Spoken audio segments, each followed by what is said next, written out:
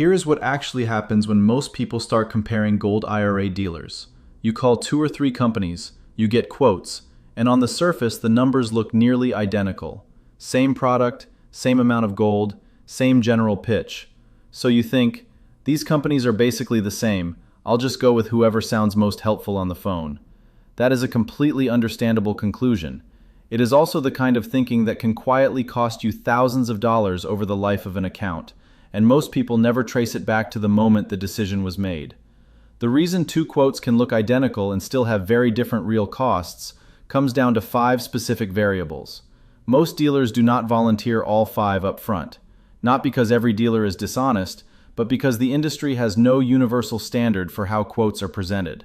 Some companies lead with the product price, some lead with the account structure, some bundle things together in ways that make comparison genuinely difficult, and a few rely on the fact that most buyers simply do not know which questions to ask. Today we are going to walk through all 5 of those variables so that the next time you are sitting across from a quote, you actually understand what you are looking at. This is not advice about what to do with your retirement money. That conversation belongs with your financial advisor and your tax professional. This is the vocabulary you need to ask the right questions before that conversation happens. Let's start with the variable that catches the most people off guard, and that is the markup over spot price. Spot price is the benchmark price of gold or silver in the open market at any given moment. It is publicly available, it updates in real time, and it is the number you see on financial news sites. No dealer sells metal at spot price. There is always a premium added on top.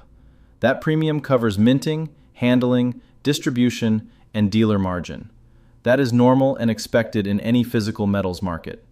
The problem is not that premiums exist. The problem is that premiums vary significantly from dealer to dealer, from product to product, and sometimes from phone call to phone call, depending on who picks up. When a quote arrives as a single dollar figure for a coin or bar, you often cannot tell how much of that number is the metal's market value and how much is the markup sitting on top of it. The second variable is setup fees, and this is where account structure costs start to appear. If you are looking at a Gold IRA specifically, as opposed to a direct physical purchase, you are not just buying metal. You are establishing a self-directed IRA with a custodian, and that custodian charges fees. Some dealers roll a setup fee into the first year's total. Some waive it under certain conditions. Some charge it as a separate line item. The range across the industry can run from nothing to several $100s. And because this fee is attached to the custodian rather than the dealer, it can get lost in the conversation entirely. When you are comparing quotes from 2 dealers, you need to ask whether the setup fee is included in what they are presenting, who the custodian is, and what that custodian charges independently. 2 dealers can quote you the exact same product at the exact same price, but if one uses a custodian with a higher setup fee, your actual out-of-pocket cost on day 1 is different. That difference will not show up unless you ask. The third variable is annual custodian and storage fees, and this is the one that compounds the most over time. Once your metals are held in an IRA, they must be stored at an approved depository. IRS rules require that IRA-owned precious metals be held by a qualified trustee or custodian. You cannot personally hold them. That is not a sales point, that is the regulatory structure. What it means practically is that you will pay ongoing fees for both the custodian's administrative services and the depository's storage services, and those fees continue every year the account is open. Some structures charge a flat annual fee regardless of account size. Some charge a percentage of the account's value. For smaller accounts, a flat fee often works out to a higher effective percentage. For larger accounts, a percentage-based fee can add up to more than a flat fee would. Neither structure is inherently better for everyone. It depends on your account size and how long you intend to hold. When comparing quotes, ask each dealer to walk you through the full annual cost structure, not just the first year. Ask whether those fees are paid to the dealer, the custodian, or the depository, and whether they are billed separately or bundled into a single number.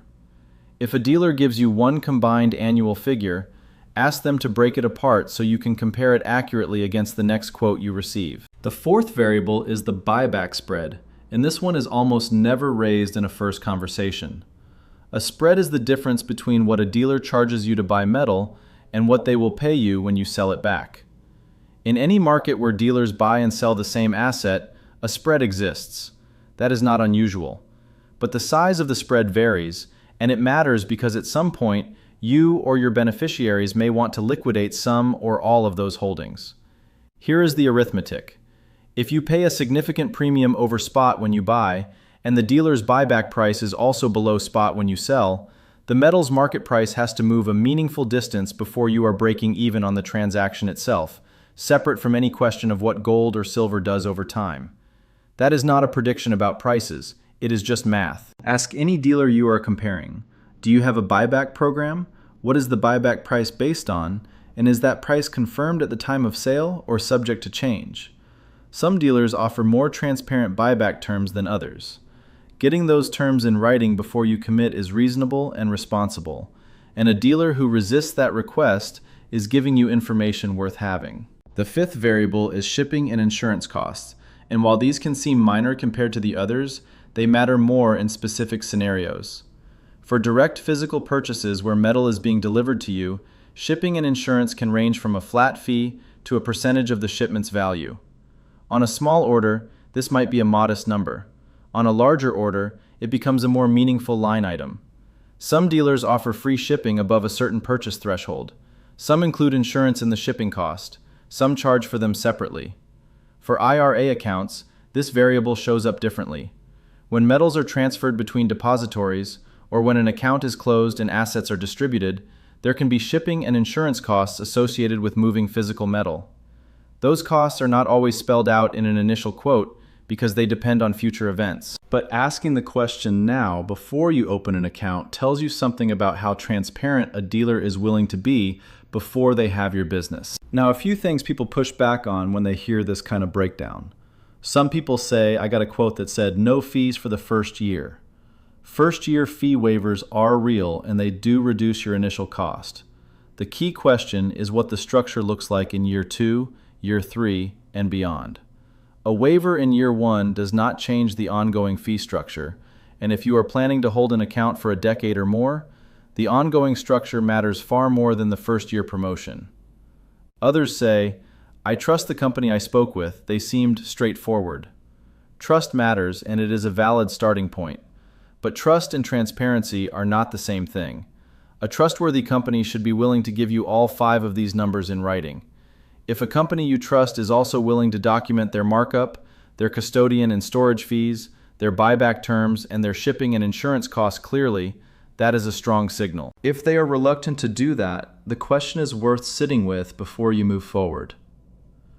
Some people also say, this is too complicated. I just want someone to tell me what to do.